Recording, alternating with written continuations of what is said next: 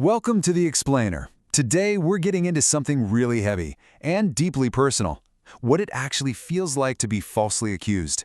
We're going to explore the incredible impact it has on a person's life, their trust in others, and even their own sense of self. So let's start at the beginning. The author kicks things off with his original worldview, a place where, trust was just simple. It was organic. He really believed that you nurtured it with honesty and care, and if you were just a good person, that goodness would be enough to protect you. But here's the thing about a world built on a foundation of trust. It can be incredibly fragile. And the author learned a really painful lesson. Sometimes being a good person just isn't enough to shield you from the harshness of the world. This realization actually came from a pretty harrowing personal story. He was once mauled by a dog he was just trying to help. It was this brutal physical lesson that goodwill has its limits when you're up against pure instinct, a lesson that, unfortunately, would echo in a much more devastating way later in his life. And that brings us from a physical wound to a psychological one. We're at the moment the author's entire world just shatters. The moment when simple words become weapons. Weapons powerful enough to completely unmake a person's life. I mean, just read that. This is one of the specific, life-altering accusations he had to face. He describes these not just as lies, but as character assassinations. They create a wound so deep, a crack right down to your soul, that he says never, ever fully heals. The crucial point here is how immediate the social fallout is. An accusation like this doesn't just hang in the air. It creates instant social exile. People you know pull away. Guilt is just assumed, no questions asked. And suddenly, you're left standing utterly and completely alone. So the author gives this whole harrowing experience a name, and it's a powerful one, a living death. So let's really dig into how he defines this unique and unbelievably painful state of being. Now, you're not going to find this in a legal textbook. This is a deeply personal definition. It's meant to capture that haunting feeling of being a ghost in your own life.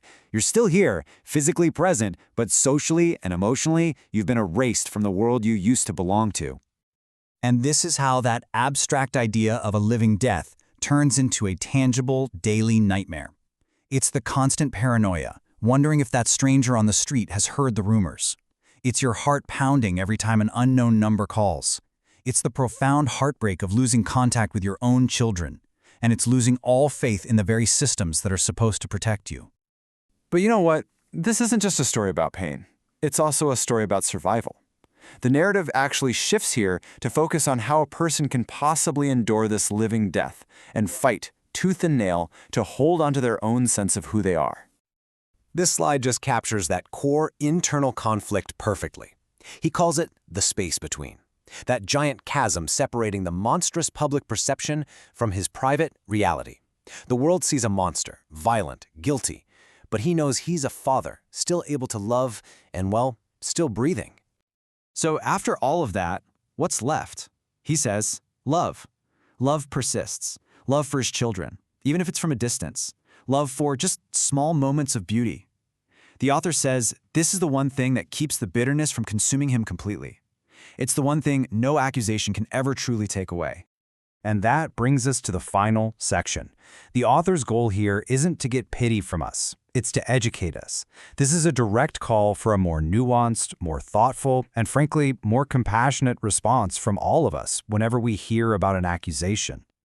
He asks us to really sit with this question for a minute, because the cost isn't just one person's reputation, is it? It's about a justice system where fear can replace fairness. It's about the kind of fallout that completely fractures a child's world. So here's the key takeaway. It's a clear, actionable guide. Before rushing to judgment, we're urged to just pause, to actually listen, to ask questions, and maybe most importantly, to hold space for the possibility of doubt. And we're going to end on this final, pretty provocative thought. It's such a statement of profound resilience, isn't it? It's a hope that even when it's buried under layers of lies and suspicion, the truth has this enduring power, and that eventually it will find its way back into the light.